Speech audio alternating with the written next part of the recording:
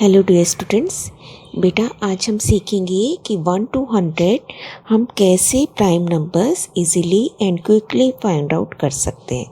1 से लेकर 100 तक के बीच की अभाज्य संख्याओं को हम जल्दी से कैसे पता लगा सकते हैं। तो देखिए, सबसे पहले भाज्य संख्याएं कंपोजिट नंबर्स होते हैं, जो कि कैसे होते हैं बेटा? वो नंबर जिनके 2 से ज़्यादा गुणनखंड या फैक्टर्स होते हैं, है ना। वो 2 से ज़्यादा संख्याओं के टेबल्स में आते हैं। अभाज्य संख्याएं कौन सी होती हैं? प्राइम नंबर्स जिनके सिर्फ 2 ही गुणनखंड होते हैं, एक वो संख्या खुद और एक संख्या एक, है ना। उसके अलावा वो किसी और से भाग नहीं होते। और मोस्ट इम्पॉर्टेंट, जो एक हमारी संख्या है वो ना भाज्य है ना ही अभाज्य, क्योंकि एक तो किसी के पहाड़े में आता ही नहीं है, सिर्फ अपने ही पहाड़े में आता है। तो इसका कितने गुणनखंड हुए? सिर्फ एक, है ना। तो ये अभाज्य की कंडीशन भी पूरी नहीं कर रहा और ना ही भाज्य की। इसलिए आपको ध्यान रखना है कि इसे हम ना तो भाज्य में गिनेंगे बेटा और ना ही अभाज्य में। अब हम 1 से 100 तक की संख्याओं के बीच में देखेंगे कि कौन कौन से प्राइम नंबर्स या अभाज्य संख्याएं हमारे पास बनती हैं। तो देखिए बेटा, ये हमारा नंबर चार्ट है, लेकिन इसमें क्या खास बात है? यहाँ 1 2 3 4 5 6 लिखे हैं मैंने एक लाइन में। एक लाइन में कितने नंबर्स लिखे हैं? 6 ओनली। 10 तक नहीं लिखा है, 6 तक लिखा है। उसके बाद कंटिन्यूएशन में आपने पूरी काउंटिंग लिख लेनी है। ऐसे करते करते हम 100 तक आ गए। ठीक है, ये नंबर चार्ट अब कंप्लीट करने के बाद अब हम अपना प्रोसेस शुरू करते हैं। देखिए कैसे। तो सबसे पहले तो ये जो एक संख्या थी जिसे हमने अभी बताया था कि ये ना ही अभाज्य है और ना ही भाज्य बेटा, तो इसको तो हम बिल्कुल अलग कर देते हैं ना। इसको बिल्कुल हमें काउंट नहीं करना है ना, यही बात। तो अब आगे देखते हैं कि आगे हम भाज्य कैसे कैसे पहचानेंगे। तो ये देखिए बेटा, दो किसी के पहाड़े में नहीं आता ना, सिर्फ अपने में आता है और एक के में आता है। तो 2 भी हमारी कैसी संख्या है? अभाज्य संख्या। लेकिन इसके नीचे जो भी आपको नंबर दिख रहे हैं, 8 14 20 26, सारे कैसे हैं? सम संख्याएं, इवन नंबर्स। क्योंकि सब देखिए, जिनके कॉर्नर्स पे यूनिट डिजिट पे 2 4 6 8 0 आता है, तो वो सभी सम संख्याएं होती है। इसका मतलब ये पूरी की पूरी लाइन कैसी है? भाज्य संख्याओं की लाइन है, 2 को छोड़ के। तो हम इस पूरी लाइन को अलग से मेंशन कर देते हैं। देखिए, let me change the colour. देखिए बेटा, इस पूरी लाइन को हम इस तरीके से अलग कर देते हैं कि ये पूरी लाइन किसकी है? भाज्य संख्याओं की। ऐसे ही अब आगे देखते हैं। 4 भी एक सम संख्या है, और इसके नीचे भी आप देखिए, इसके नीचे सारी हमारी सम संख्याओं की लाइन है। तो पूरी की पूरी ये लाइन भी हम काम नहीं लेंगे, तो इसको भी हम अलग से शो कर देते हैं। ये देखिए, इस तरीके से ये पूरी लाइन भी हमारी भाज्य संख्याओं की बन गई। अब आगे चलेंगे 6 की लाइन पे। 6 भी एक सम संख्या है, और इसके नीचे भी आप देखिए, जितने भी नंबर देखेंगे इनके यूनिट डिजिट पे 0 4 6 2 8 आएगा, है ना। तो इसलिए ये पूरी की पूरी लाइन भी हमारे काम की नहीं है, ये भाज्य संख्याओं की लाइन है।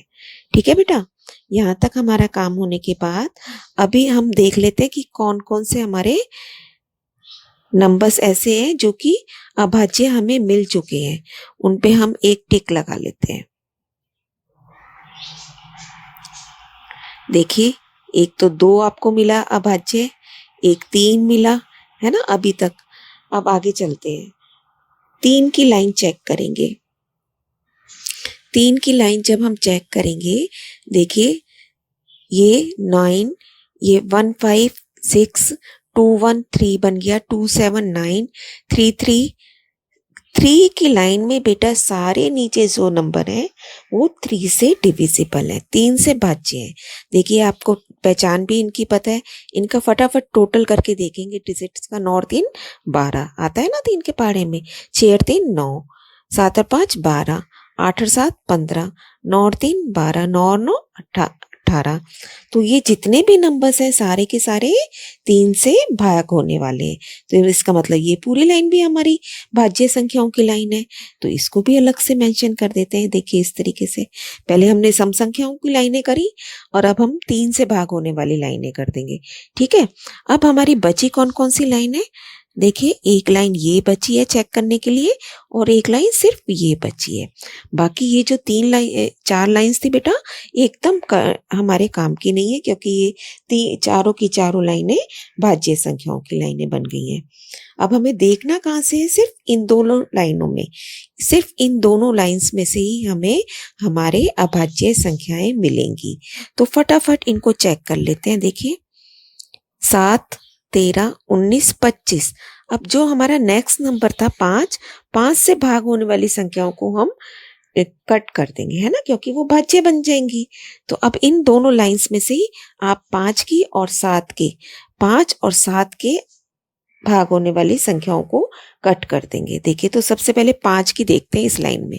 तो कौन सी है 5 की? एक 25 आ गई है ना, तो इसको भी हम ऐसे ही ये कर लेते हैं। फिर 25 के बाद 5 से भाग होने वाली संख्या कौन सी है? 55 है। फिर 85 है इस लाइन में। अब इधर देखेंगे, इसमें 5 से भाग होने वाली संख्या है, देखिए 35। फिर आ गया आपके पास 65 और फिर आ गया 95। ठीक है बेटा, तो इस तरीके से हमने 5 से भाग होने वाली संख्याओं को भी अलग निकाल दिया। नेक्स्ट हमारा नंबर रह गया चेक करने के लिए 7, है ना, जो कि एक अभाज्य संख्या है।